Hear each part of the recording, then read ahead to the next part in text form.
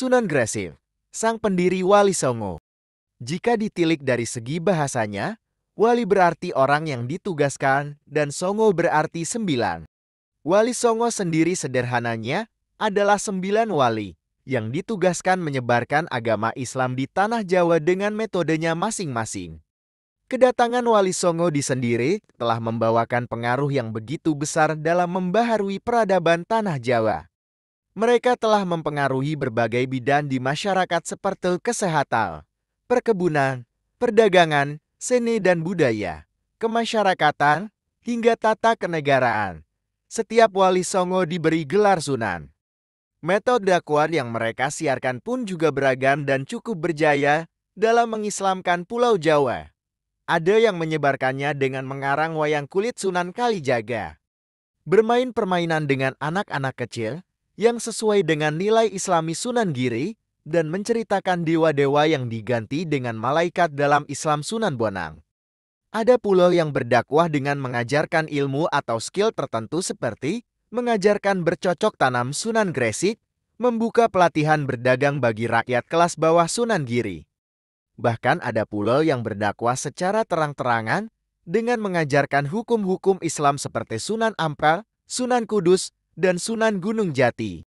Dari ke-9 wali tersebut, kami akan membahas lebih jauh pada Sunan Gresik. Beliaulah sosok yang mempelopori serta mendirikan Wali Songo ini. Dengan kegigihannya pula beliau bisa menancapkan panji-panji Islam di tanah Jawa.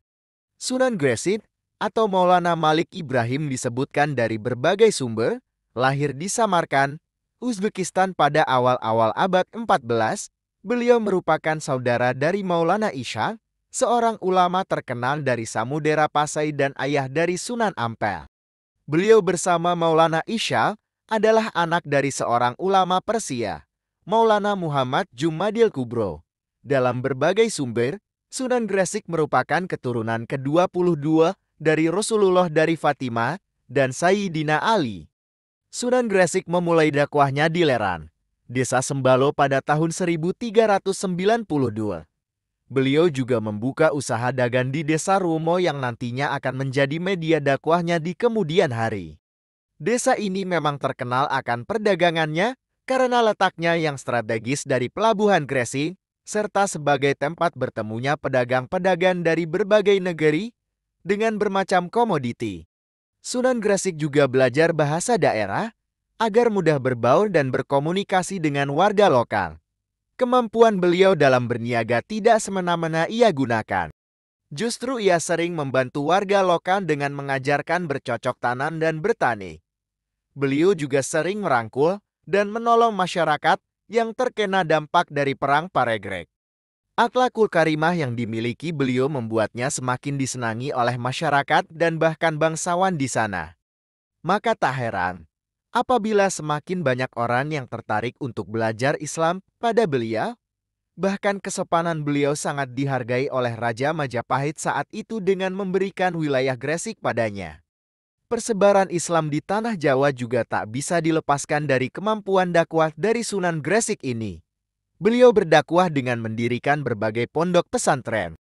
Oleh karena itu Sunan Gresik sering disebut sebagai Bapak Pondok Pesantren. Dari pondok-pondok itulah lahir banyak santri yang nantinya akan menjadi ulama yang menyebarkan Islam ke seluruh Pulau Jawa. Strategi lain yang digunakan beliau dalam berdakwah adalah dengan mendekati masyarakat lokal dengan menunjukkan kesan baik tentang Islam. Beliau melakukannya dengan budi pekerti yang baik seperti menghormati orang tua, menyayangi yang lebih muda, dan menyantuni orang miskin. Kegigihan dan kesabaran beliau dalam berdakwah patut menjadi teladan bagi kita semua. Sunan Gresik pada akhirnya pulang ke Rahmatullah pada tahun 1419. Beliau dimakamkan di Jalan Maulana Malik Ibrahim, pusat kota Gresik. Batu nisannya bercorak Gujarat dengan bahan marmer. Maka beliau tak henti-hentinya disiarahi oleh seluruh insan dari berbagai penjuru Nusantara. Wallahu alam bishawab, terima kasih.